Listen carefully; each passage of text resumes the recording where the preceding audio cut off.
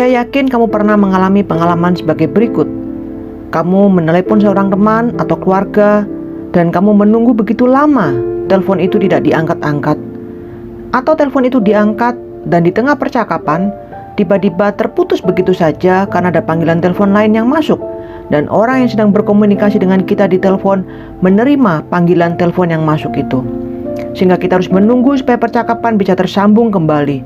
Tapi kadang kita harus menunggu begitu lama, belasan bahkan puluhan menit berlalu, sehingga kita menjadi tidak sabar dan jengkel, khususnya ketika percakapan itu adalah sesuatu yang kita anggap begitu penting dan mendesak. Sehingga kadang timbul pikiran macam-macam. Kenapa kok telepon kita tidak diangkat? Kenapa kok orang tersebut belum menelpon balik? Dan sebagainya. Mungkin kita semua pernah mengalami pengalaman-pengalaman serupa seperti ini. Doa kadang terasa seperti pengalaman tersebut. Ketika kita menunggu jawaban Tuhan, rasanya seperti menunggu seseorang yang tak kunjung menjawab telepon kita dan membuat kita menunggu begitu lama. Kita tahu bahwa Tuhan telah melakukan hal-hal luar biasa dalam hidup kita, tetapi permintaan kita yang paling kita harap-harapkan justru tidak dikabulkan olehnya. Kita tahu Dia mendengar, tapi Dia tidak menjawab. Dan kalau kita bisa jujur, seringkali perasaan kita terhadap Allah sama seperti perasaan kita menanggapi teman atau keluarga yang membuat kita menunggu panggilan telepon kita.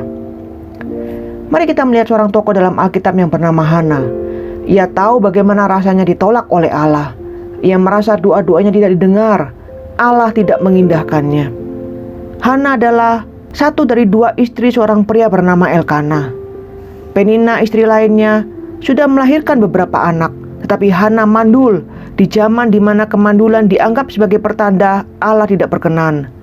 Lebih parahnya lagi, Penina senang mengejek kemandulan Hana ketika keluarga mereka melakukan kunjungan tahunan ke rumah Allah untuk mempersembahkan korban. Kesusahan Hana berlangsung bertahun-tahun meski ia saleh dan setia. Ia terus berdoa, tetapi Allah tak menjawabnya. Dalam suatu kunjungan ke rumah Allah, dengan hati pedih ia berdoa kepada Tuhan sambil menangis terseduh-seduh. Namun itu bukan akhir cerita Hana. Pada waktu yang ditentukan Allah dan pada saat yang tepat, Allah memberi Hana seorang anak laki-laki. Ia menjadi ibu dari Samuel yang kelak akan menjadi seorang imam dan nabi yang akan mengubah perjalanan sejarah. Pada waktunya Allah, perasaan tertolak yang dialami Hana diubah menjadi sukacita. Dalam nyanyian pujiannya kepada Allah, Hana menunjukkan bahwa kerinduan yang terdalam bukanlah mendapat seorang anak laki-laki, tetapi untuk mengetahui bahwa ia diterima dan berkenan di mata Allah. Pada waktunya, kepedihan Hana diubah menjadi sukacita. Bagi setiap generasi yang akan datang, pengalamannya menunjukkan bahwa yang terpenting bukanlah apakah Allah menjawab doa kita dengan segera atau tidak. Masalahnya adalah apakah kita bersedia dengan rendah hati menantikan hikmat dan waktunya. Bila pengalaman Hana dipadukan dengan bagian kitab suci lainnya, kita mulai melihat sejumlah alasan untuk tunduk pada hikmat Allah dan bukan tunduk pada perasaan kita. Perspektif kita bisa disamakan seperti melihat melalui lubang jarum.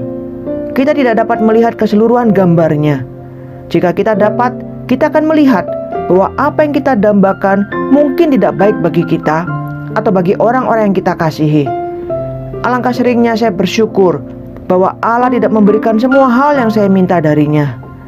Alangkah lebih baik jika saya dahulu mewarnai doa-doa saya dengan kesadaran bahwa hanya saat kita tiba di surga kelak, kita baru bisa melihat keseluruhan gambarnya. Seperti yang dikatakan dalam kitab 1 Korintus pasal 13 ayat 12. Kelak kita akan mengenal dengan sempurna seperti kita sendiri dikenal. Kelak kita akan tiba di surga dan melihat dengan penuh rasa syukur bahwa penolakan-penolakan besar dari Allah terkadang merupakan jawaban yang paling tepat bagi doa-doa kita. Biar renungan ini menolong kita untuk tunduk pada hikmat Tuhan. Bersedia dengan rendah hati menantikan hikmat dan waktunya dengan terus berdoa dan tetap berdoa. Kita tunduk pada hikmat-Nya dalam menjawab doa-doa kita dan bukan pada perasaan dan keinginan kita sendiri. Tuhan memberkati.